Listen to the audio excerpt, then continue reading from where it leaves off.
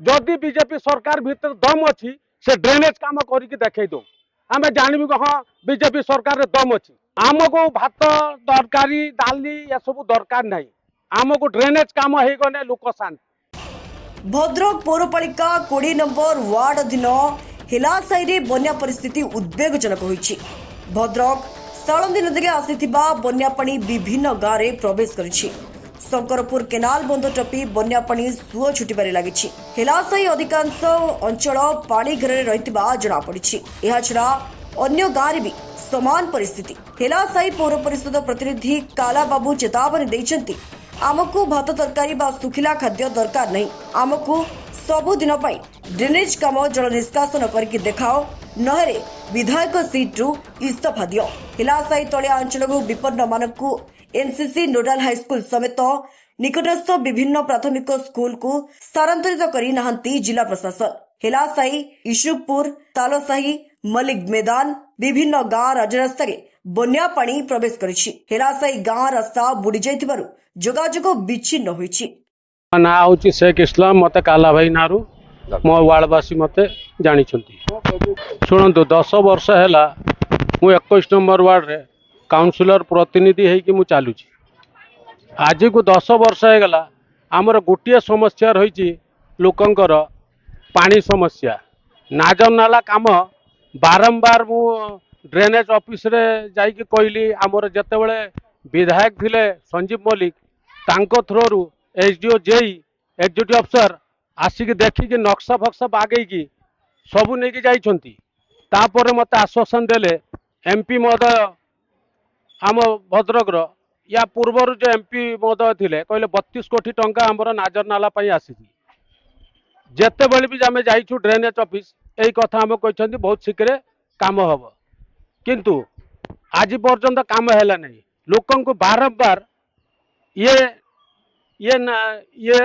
दिन देखा पड़ुछि बारंबार पानी घेरार रोचंती बारंबार तांको कष्ट होउछि मु गोटे काउंसिलर प्रतिनिधि काउंसिलर गोटे कौन कर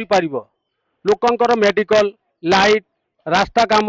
बा किसी तांकर पर्सनल प्रॉब्लम है ना से छिड़ाई पार पानीटा को किए बाहर कर सेटा प्रशासन दायी कि आमे दायी एमएलए अच्छी एमपी अच्छी कलेक्टर अच्छी सब कलेक्टर अच्छी बा म्युनिसिपालिटी चेयरमैन अच्छी से माने या विषय रे दिमाग खेलेबे आमे कौन करि किछि एरकम आमर आजिकर जो आमर एमएलए विधायक अच्छी ना किछि एरकम लोक को छाड़ी देइछंती विषाक्त करिकी से जिमती आम विषय रे उल्टा पुल्टा किछि काउंसिलर विरोध रे कहिकी लोकन को भड़कइबे काउंसिलर हाथ रे कौन अच्छी नना जदि चाहिए गोटे दिन सब सफा हो किंतु से काम करें एपटे पुराणा बाजार साइड काम हेनी लोक हैरान हूँ बीजेडी सरकार समय प्रतिदिन आम राति दिन पानी रे पशिकी लोकंकर सेवा करूँ जहाँ तांको द्वारा है बीजेडी सरकार तरफ आम सहायता पहुँचेचु आज आमको कई अनौ ना ये की सरकार लोक प्रतिनिधि आम कौन पाइचु जदि यही रकम हिंसा रहा तो मु रास्ता को ओह्लैमी दरकार पड़ना मु रिजाइन देदेमी काउंसिलर हबार दरकार नहीं लोकन को मु दुखी करने मु काउंसिलर हेनी लोकन को खुशी करने सेवा करने काउंसिलर हेची आमको भात तरकारी डाली ये सब दरकार नहीं आमको ड्रेनेज काम हो गले लोक शांति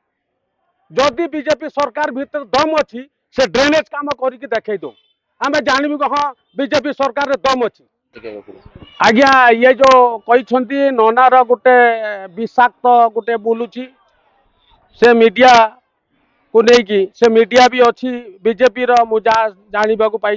तार जदि प्रमाण देदेव मु 3 लाख टंका आनी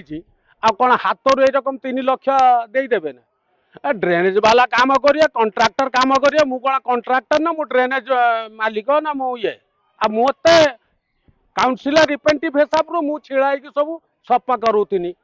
या माने मु पैसा खाईगली ना एटा किसी कहबार ये ना आवश्यक ठीक अच्छे से कहला ठीक कथा कही राति अनिद्रा रोची दिन में शोची